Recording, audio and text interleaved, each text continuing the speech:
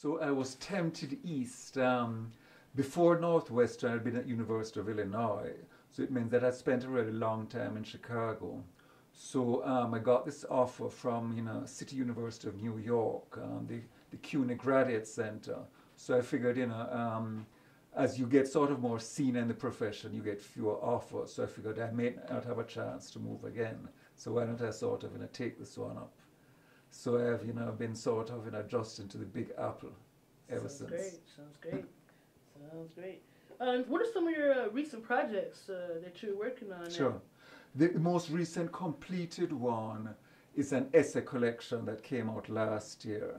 So that was called Black Rights / White Wrongs, the Critique of Racial Liberalism. And it's a collection of essays, some of them going back more than 10 years. And the overarching theme is to sort of make the case that feminists, if you think of second wave feminism, the case that feminists made about liberalism was that it was patriarchal, that liberalism had basically adjusted to male domination.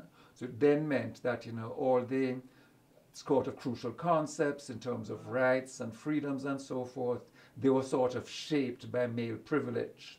So you then had, two main options. You could say, well, liberalism is hopeless, you cannot retrieve it, let's do something more radical. Or if you want to be a sort of feminist liberal, you say, yeah, liberalism has been shaped by male domination, so let's ask ourselves the question of how we can reshape it to get rid of male domination. So you then get a feminist liberal project, which is trying to sort of work within liberal theory, but to sort of achieve gender equity within that framework.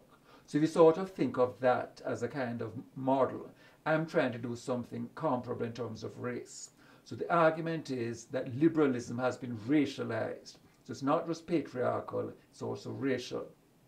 And the racialization is because liberalism is a modern political philosophy, comes into existence like 16th, 17th century. And that's the same time period when Europeans are going out into the world, establishing colonial relations, establishing imperial relations, sort of getting involved in the Atlantic slave trade. So it then means that though liberalism promises equal rights and freedoms for everybody and the rule of law, all that good stuff, in fact there's a color line. There's a color line running through liberal theory, which basically means that, just as feminists would say, it's only men who are really equal, it's really only white men who are equal. And people of color were excluded from this. So a clear-cut example is Thomas Jefferson, our boy Tom Jefferson, who sort of, writes, the Declaration of Independence. We hold these truths to be self-evident. All men are created equal. And at the same time, he's a slaveholder.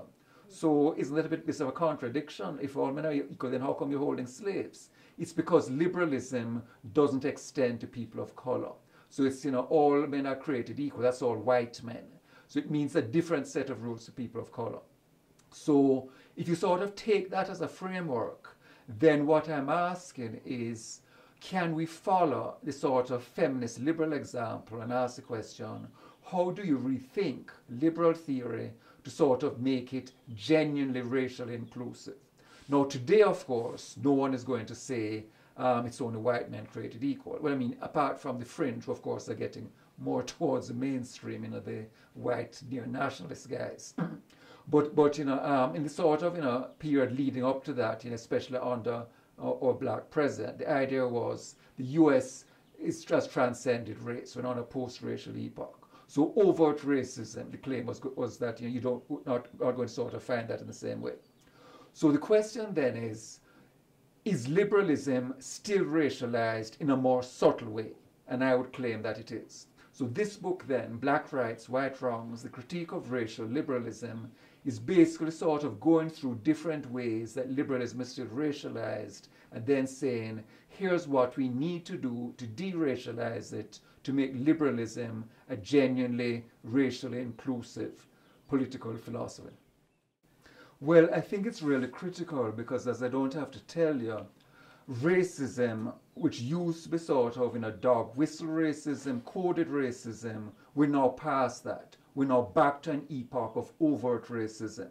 So had you gone back to the United States to the 1920s, 1930s, 1940s, that was overt racism. People could just say stuff in public. There was no penalty attached. And then you have the civil rights revolutions of the 50s and 60s, and you get a shift towards the United States where this is no longer publicly acceptable. People can say stuff in the privacy of their own home or among their own racist friends, but there become sort of limits on what you can say in public. And then, as I don't have to tell you, in the past year or two, there's been a shift back, and overt racism has become more acceptable again. So insofar as the United States is supposed to be a liberal democracy, and then simultaneous with this, you have this, resurgence of white ethno-nationalism, you have the sort of racism in its overt form making a comeback, then, you have this sort of tension. It's a liberal democracy, but there's all this racism. How do we conceptualize it? And I'm saying, and this sort of picks up on the presentation I gave a few years ago, that you need to recognize that the racism penetrates into liberalism itself. And you then get a liberalism which adjusts to white racial domination. A liberalism that's illiberal, which sounds like a contradiction in terms, except when you think of the actual historical record. So there's a patriarchal liberalism, but as I said, I'm focusing on liberalism that's racialized. Though, of course, we also talk about intersectionalist stuff and how race and gender sort of interconnect and so forth.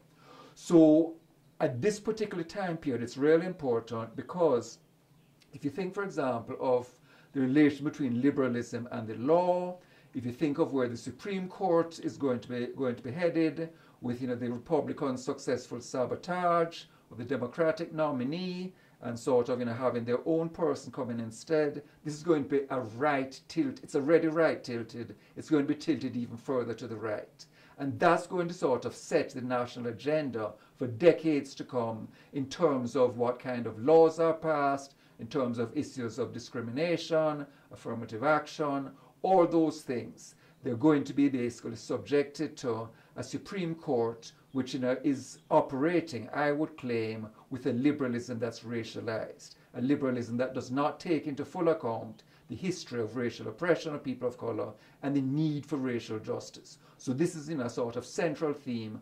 We need liberalism to start talking more centrally about racial justice.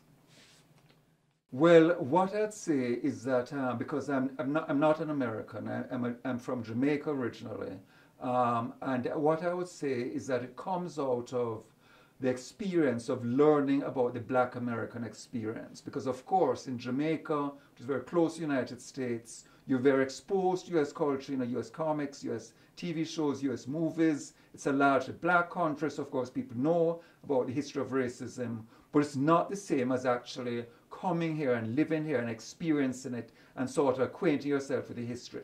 So I would say that work of W.E.B. Du Bois, sort of leading black intellectual, I would say that his work has been sort of most influential in sort of orienting it towards understanding the country and saying, here's how we need to develop a philosophy to deal with these historic problems.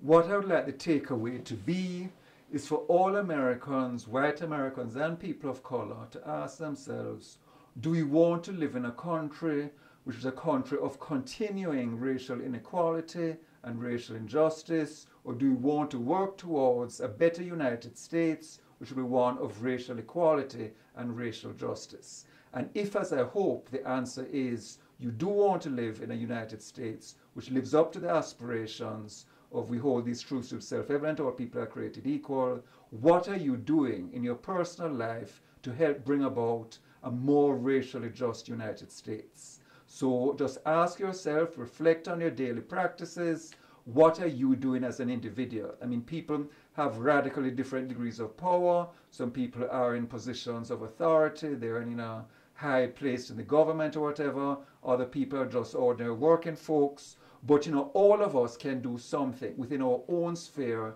to contribute towards a racially just society. So that's the sort of question I'd like people to ask themselves. And if the answer is nothing, then, you need to sort of say, well, maybe I should start doing something. So what can I do in my own sphere, however big it is, to sort of make a difference, to move the U.S. closer to a racially just social system?